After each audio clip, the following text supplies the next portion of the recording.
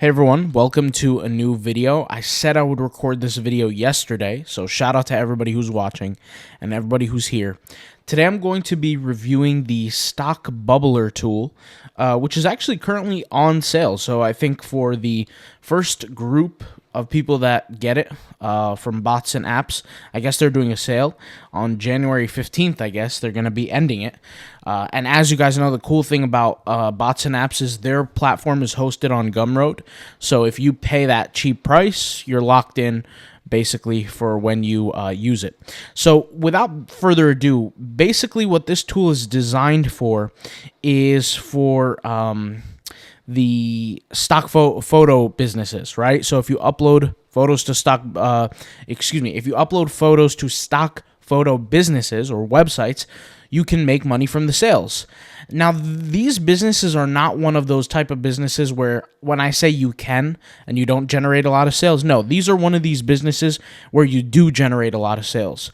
The thing about these type of businesses is that the sales are worth less than what like you would typically sell, for example, like a poster on Redbubble. So for example, if I'm selling photos through stock photo sites, I could sell a photo for 75 cents, 50 cents, sometimes $1.25, sometimes even up to $5, depending on the situation, but it doesn't really go too much beyond that unless you have a special business that you're going for. But for example, like the most common site is Adobe Stock that, I talk about, at least on this channel.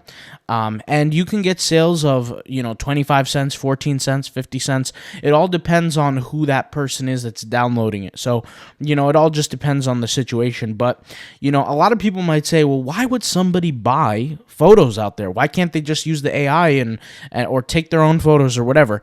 I honestly ask myself the same thing, but I generate literally hundreds of dollars per week doing the stock photo stuff. So for me, I think to put things into perspective, today is the 10th. I'll be releasing this video on the 11th. In the last 4 days, from the 6th to today, and today didn't even really start because it's midnight. So technically, if you really want to do the math, it's like 73 hours or 72 hours and 44 minutes. I have generated 426 sales. And I just checked right before I started recording. So, and we're talking just through Adobe Stock alone. I haven't checked all my other sites, Vecteezy, Pond5, Pixabay, Dreamstime. I haven't checked those. So, to put things into perspective, this is probably the easiest way that you could generate easy money selling images, literally. Something that I always say, and I say this in the members area on the AI image stuff, is try to shoot for the goal of 10,000 images, at least a total of 10,000 images. You guys know that majority of people, when people start side hustles or start businesses, they quit too early. So my way of combating that is if anybody came to me and asking me for advice, I would tell them keep working until you've uploaded 10,000 total images. Before you quit, before you decide I'm quitting, I'm gonna turn it all in, upload 10,000, see what happens. I promise you're going to make a great passive income. The reality is majority of people do not do this type of business, so it creates an easy open market for us who do. And the reality is as well is you can take these images and also post them to other sites. So I can take images that I'm uploading to my stock businesses, like the Adobe Stock, things like that. I can upload them to Society6. If push came to shove and I want to upload them to Redbubble, I could do that as well. I could also upload it to my own websites, which, by the way, I haven't even spoke about, but I have print-on-demand websites where people, for example, I have a photo, let's just say that I create of a pattern, I'll upload that to a duvet cover, and then I'll do the SEO for the duvet cover. People will see the duvet cover, and it will get 2, 3, 4, 5 sales a year. Not a lot of sales, but it will still get sales. And that website, and I have multiple, but the one that I'm talking about is the SEO-based one. I'll sell, 10,000, 20,000 products a year on that website, just because we have such a large collection of products, and I'm adding products every single day. So, is this a good business? It's a phenomenal business. Number one, because it's passive. Number two, it truly generates income, and I'm speaking from experience where it's very, very easy to do so. And number three, it's one of those things that if you quit too early, you're just wasting your time, but that makes it better for us people who actually work on the business and who actually depend on it for income, because it frees up the market. The less competitors, the better. So anyways, let me kind of show you what I've been doing with this tool, and let me show you kind of the workflow and just my review. So this is the tool. I mean, you guys can go ahead and read the description and read how it works and all that kind of stuff, but I'll just show you anyway. So after you install the tool, you put in your username, you put in your email, you put in all that kind of stuff.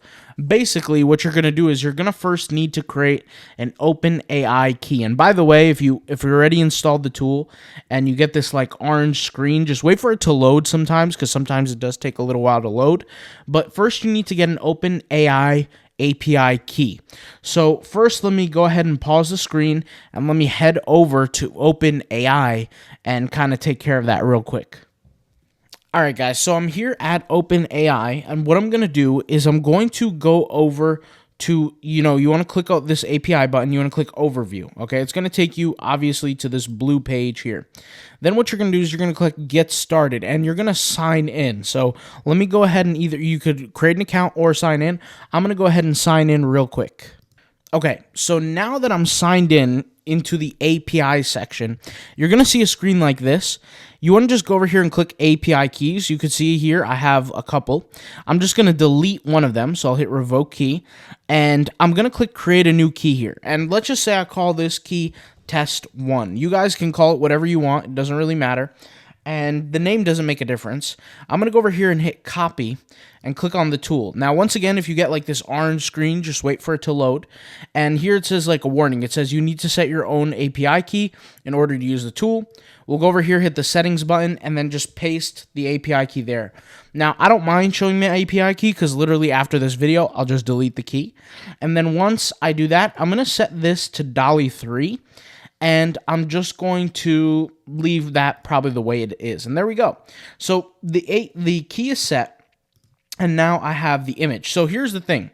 You know how I said you guys can use this for multiple stuff? I'll show you how. So first thing you could do is let's just go over here to the image generation section. Now the image generation section is pretty cool because you have here these basically the ability to create a prompt and an image. Now, some of you might say, well, why would I do this here? Why can't I just do this in GPT? Well, in GPT, right, you have to, you have a limit on how much you can create. You can create, I think, 40 messages every 3 hours or something like that, at least for me. And so for me, I worked out the numbers. It's much faster for me to use this, right, with my own API key. And on top of that, for the people who can't afford or don't want to pay for the $20 to use GPT, they can go ahead and grab this tool, and they're getting that little discount, and they're using as much as they want. So what I'm going to do here is I'm going to write a prompt for an image. So for example, if I'm going to upload this to, let's say, and I have this in my mind, if I'm going to upload this into two places, I'm going to upload it to my own website. I'm going to upload it to, let's just say, all the stock photo sites. That's two places right there. Can I upload it to more sites? I could, depends on the image. So let's go ahead and take a look at the image, and let's create an image. So I could look at some different keywords here, right, that can potentially like configure the image for me. So I could click like any one of these, anything here, any kind of data, any kind of information to help craft my prompt. A lot of the times people might complain of like, how do I create a good prompt? Now, this is the AI who's going to create this image, which is actually going to be pretty cool. So I'm going to take this word here that says Apple II palette. I have no idea what Apple II palette is. I'm going to remove this right here, okay? And I'm going to type in comma, vineyard, right? Vineyard, pattern, and I'm going to write repeating texture, and I'm going to write vines and roses, dark environment, right? Just like that. Like basically just a bunch of keywords. I don't know what I'm writing, right? It's not like I'm predicting a certain look or anything like that. Let's just see what happens. So I'm going to go ahead and hit here submit. And as I'm waiting for it to submit, it's processing the creation of my image. Let's see what happens once the image is actually created. And this is ideally the image that's going to be in my website, I got a little distracted because the image just popped up on the screen. On my website for my duvet covers, I might even put it on an all-over print t-shirt. I could definitely put this on Redbubble as a pattern. It could show up on, cell phone cases. It could show up on T-shirts. It could show up on aprons. It could show up on tablecloths, whatever, table covers. It could show up on really anything, right? Like a rug, whatever the case may be. And on top of that, it's cool for a stock photo. So I'm going to go over here and hit download. I'm going to increase the size of the image, and bam, check that out. That's a great image, right? And this image is like a fraction of a penny in terms of the cost, right, to create. And I can create as many of these. And if I have my virtual assistants, which I do, I'm going to buy the tool for them, right? I'll pay the yearly price, get the discount, buy the tool, and I'm going to get it early. Buy the tool for them, and I have 4 virtual assistants. I'm going to get all 4 of mine on this. I'm going to delegate 1 virtual assistant to Redbubble, 1 virtual assistant to my own personal website, and then I have 2 virtual assistants for my stock photo sites, which I do have a lot of accounts. So I have Vecteezy, Adobe, just a whole bunch, Dreamstime, just so many. So I'll take this image, and as you guys know, what I personally love to do is I love to upscale my images. Now, there's actually reasons for this. It's not like I just upscale it for fun. I do this for the financial purposes. If I'm taking an image like this, and this image is 1024 pixels by 1024 pixels, look at all these images I have on my screen here. All of these are upscaled, right? If I take this image, and just bear with me here as I do this. Let me just go ahead and hit upload here, and let me upload this, right? If I take this image right here, and I go over here to edit, or excuse me, not edit, I upscale this. This is currently 1024 pixels by 1024. I'm going to take it, I'm going to upscale it 4x. 4x times. Now, mind you guys, the reason why I'm using this software right here to help me upscale is, number 1, it's super fast, but number 2, it's pretty much free in terms of the upscales. There's a lot of softwares out there that you have to pay per upscale. I have the software on my computer. I can upscale millions of times. It's just a matter of how much can my hard drive hold. So I'll take this image and I'll export it at its size. I'll put it on a duvet cover on my own website. I'll put it on t-shirts on my own website. And then what I'll do is now I want to find the right keywords for the stock photo sites. Now, once again, this tool is optimized for, I think, over like 10 million different images that it used to train the data. So if you're familiar with OpenAI and GPT and all this kind of stuff, you can actually train the AI based on what you expect the right keywords to be. Now, somebody like me and you, we can't really do that because that's going to take literally, with my own energy and effort, over years to do, because think of it, 10 million images. I have to extract the name, the image, the title, and then the keywords that it comes with, and then I have to feed it all to GPT, and then GPT to figure it out. That's too much for me. So that's the whole point of the tool, is besides the image generation, I now know that I have an image about a vineyard, I have an image about roses, I have an image about all that stuff, and now what I can do is I can input this into the Stock Bubbler tag section, right? And then it will generate these tags for me. So I'm going to write over here vineyard, right? Let me just make sure I spelled that right. You guys know I'm dyslexic, so I can't spell to save my life. But vineyard, yep. Okay, let me just go ahead and open this up. I'll type in vineyard here. I'll put comma. I'll put roses. I'll put vines, okay? And I'll put pattern, something like this, okay? And what it will do is it will search me sets of keywords for 1, 2, 3, 4 sets, right? So let me just go ahead and hit search here, and let's see what comes of it. So 1, 2, 3, 4, all right? Now, if you guys remember the first version of this tool, it would do kind of the same thing with the structure, but it's a little more advanced now, right? Because we have the image generation, all that kind of stuff. So this is interesting. So we have keywords now based on every set. Now, if you remember, for example, depending on the site that you're uploading to, you can upload certain lists of keyword, like a limit. So for example, if we go over here to Adobe Stock, and I'm not going to click on it because I don't want to lose this page here, but if you go to like Adobe Stock, you can upload a total of, I believe, 49 total tags. Don't quote me on that, but I think it is 49. Like, if I had to bet on it, it would be 49 keywords. But that's amazing because I can search for as many keywords as I get here, you know? And so, for example, like we have keywords like with pattern. We're asking the AI, what are, at this moment in time, obviously, because there's stuff being uploaded 24/7, 365 on these sites, and there's tons of these sites, what are the most optimal keywords to use for the stock photography type stuff? You look at this.